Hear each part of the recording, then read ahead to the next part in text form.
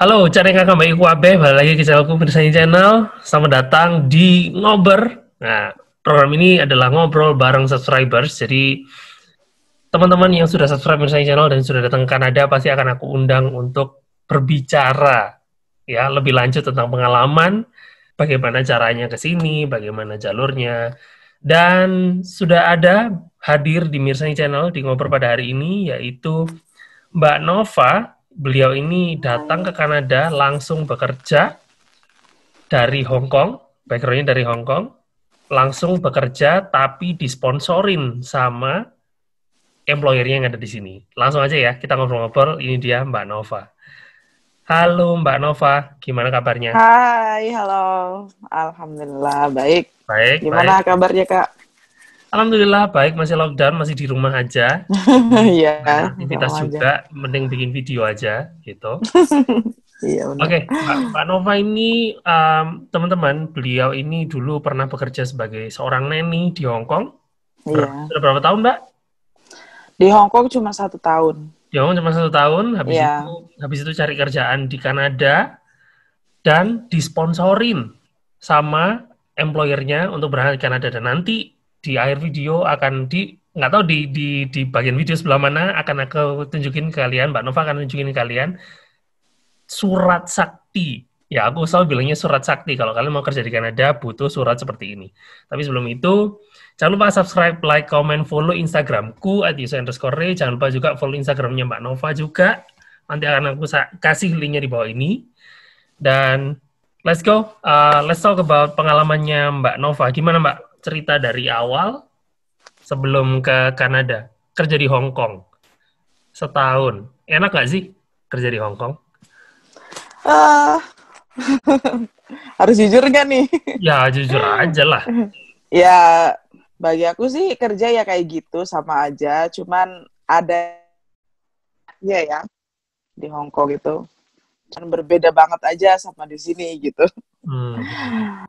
Mungkin dari beberapa majikan juga banyak yang dapat yang enak banget kayak di sini. Cuman ya pas aku dapatnya alhamdulillah standar lah. Ya, oke. Ya, Ya, nggak enak ya. Kurang kurang mengenakan. iya kurang mengenakan. Ya. Tapi menurut pengalaman yang pernah kerja di Hong Kong, yang kita kan sering dapat kabar tenaga kerja kita dari Indonesia itu yang sering diperlakukan tidak manusiawi lah. Ya kita langsung aja bilang kayak disiksa gitu. Pernah nggak mendapatkan perlakuan kayak gitu? Kalau untuk penyiksaan alhamdulillah nggak pernah ya. Cuman Hmm. kayak kalau omongan yang bikin nyelekit ya sering gitu. Oke, oke. Kok bisa dapat kerja di Kanada? Gimana, Mbak? Ya, jadi waktu itu aku udah pengen banget kan yang namanya kerja di Kanada itu gimana caranya dan nggak membuahkan hasil juga gitu. Terusan kebetulan ingat punya temen yang udah di sini. Jadi aku tanya sama dia kan, mau dong kerja di situ. Jadi ya seperti ini, jadi pembantu juga nggak apa-apa. Aku bilang kayak gitu. Dan kebetulan temen aku itu di Ottawa dia. Oke. Terus dia bantu carikan majikan yang mau mengambil neni dari luar Kanada gitu. Oke, oke. Dan majikan itu kebetulan tertarik juga sama aku dan mau mensponsorin. Mensponsorin itu alias mau ngambil dari luar Kanada gitu. Ya dari situlah proses demi proses dilakukan. Prosesnya kalau boleh tahu berapa lama sampai mulai dari awal kamu dapat employer-nya ini atau majikannya ini sampai kamu ngurus-ngurus dokumen itu kira-kira total berapa lama sih? Kalau nggak salah 2 atau 2,5 bulan gitu ya. Soalnya abis dapet agreement dari majikan ini, udah deal sama majikan itu, aku kasih notice letter. Notice Notice letter, letter, oke. ya. Oke. Sama majikan yang di Hong Kong, kalau aku tuh mau udahan kerja di situ, karena aku Hmm. mendapatkan kerja di Kanada gitu. Dan notice letternya itu 1 bulan. Jadi 1 bulan itu ya mungkin buat majikan aku buat ngelengkapin persyaratan buat LMIA dulu gitu ya, buat advertise atau apa gitu. Dan setelah 1 bulan, aku pulang ke Indonesia untuk melengkapi dokumen yang lainnya. Dan pas saat itu, LMIA udah selesai. LMIA itu adalah menjadi elemen penting buatmu ya Mbak ya, untuk bisa masuk ke Kanada ya? Iya, ya. Terus Karena berarti karena waktu itu kan kita masih butuh LMIA buat masuk ke sini. pekerjaan Mbak Nova sebagai nanny ini consider home care, live-in caregiver, atau yang mana? Sebenarnya sama aja sih kayaknya. Aku datangnya under live-in caregiver program, yang mana disingkat sebagai LCP. Sebagai nanny, ya sebagai caregiver juga housekeeper juga gitu. Jadi all in one lah, sama aja. Apakah program itu masih buka Mbak sampai sekarang? Sekarang udah tutup sejak akhir 2019 kemarin. Dan udah ganti sebagai pilot program. Itu program baru yang masih berlaku sampai saat ini.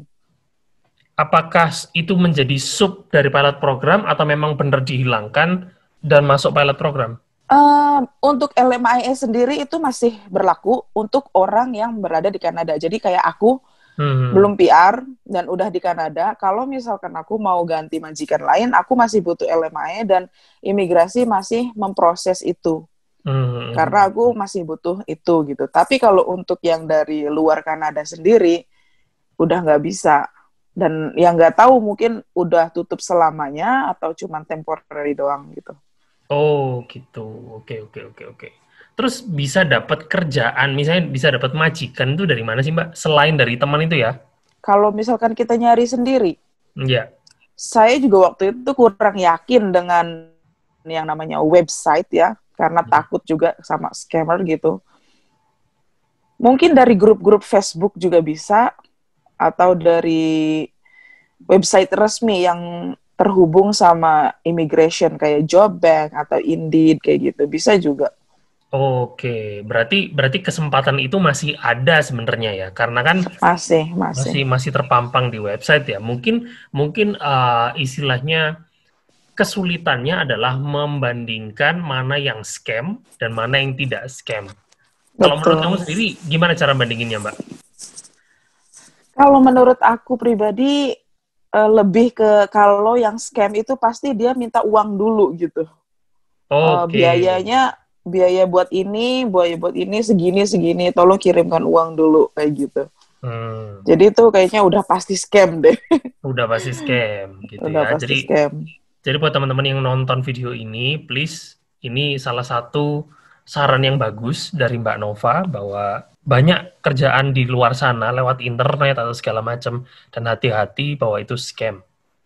Harus dicek dulu kebenarannya, jangan langsung termakan omongan. Karena banyak banget Mbak Nova yang DM ke aku, terutama, Mas, ini scam atau bukan? Ini scam atau bukan? Saya sudah kirim uang 20 juta, itu ada loh. Aduh. Beneran. Sayang itu ada yang DM ke aku, sudah kirim uang 20 juta, ini gimana? Wah, ini jelas scam. Jadi hati-hati ya, teman-teman yang nonton video ini, tolong hati-hati dalam memilih pekerjaan. Lanjut Mbak. Terus habis itu, dari Hong Kong, ngurus-ngurus segala macam, apa aja dokumen yang diurus?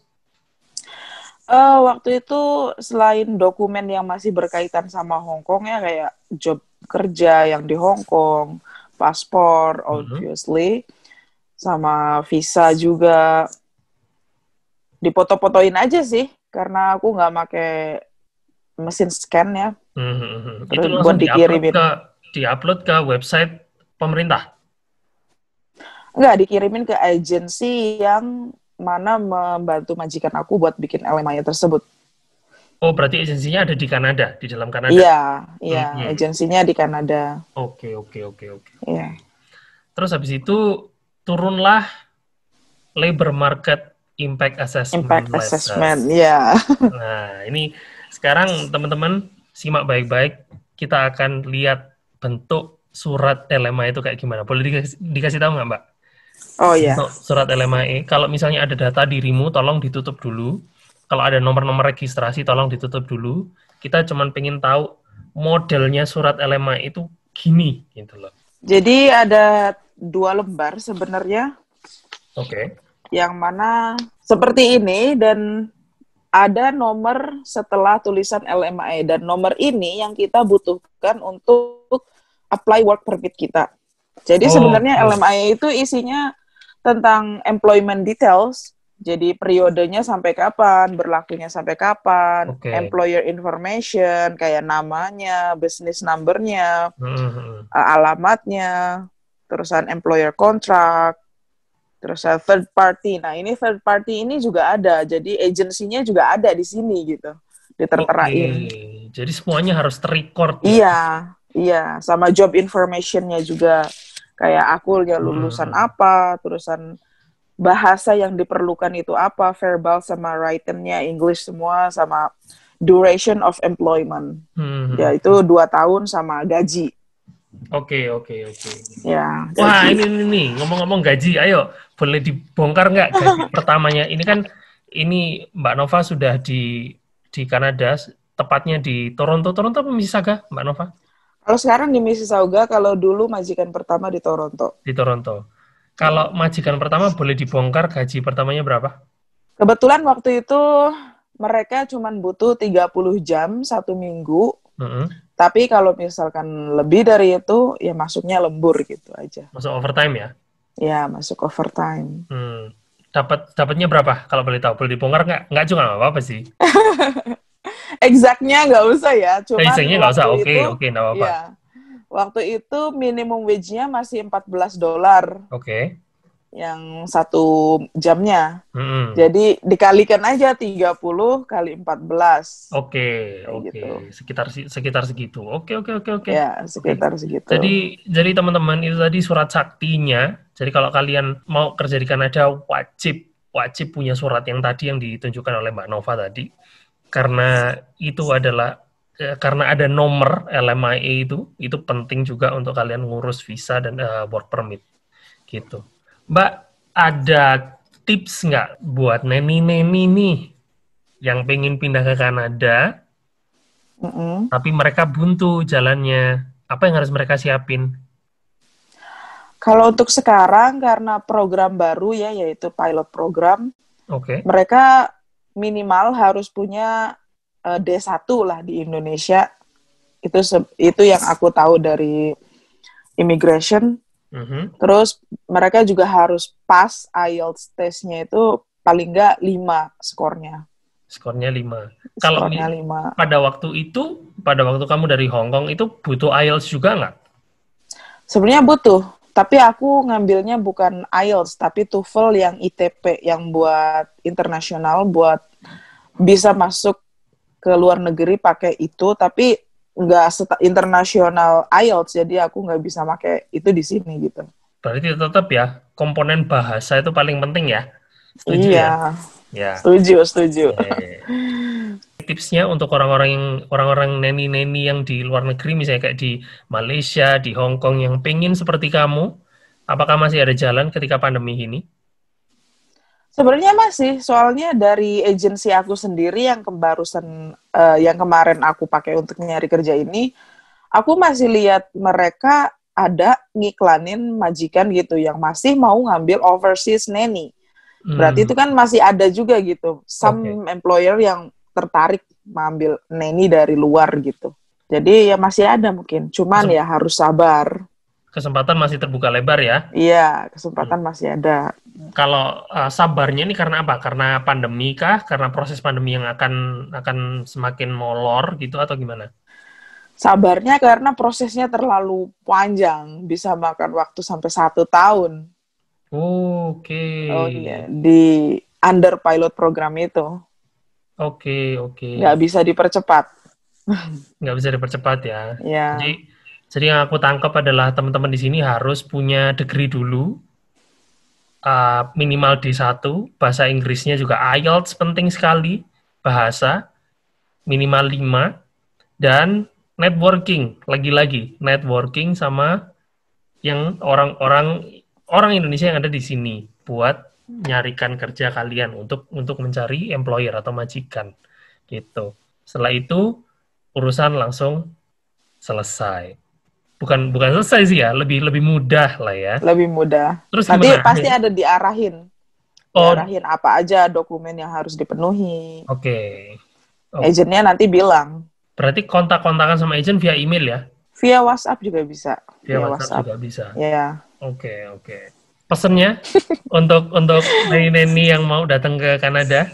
Harus persiapkan bahasa Inggrisnya. Hmm. Mungkin lebih harus hati-hati aja kali ya.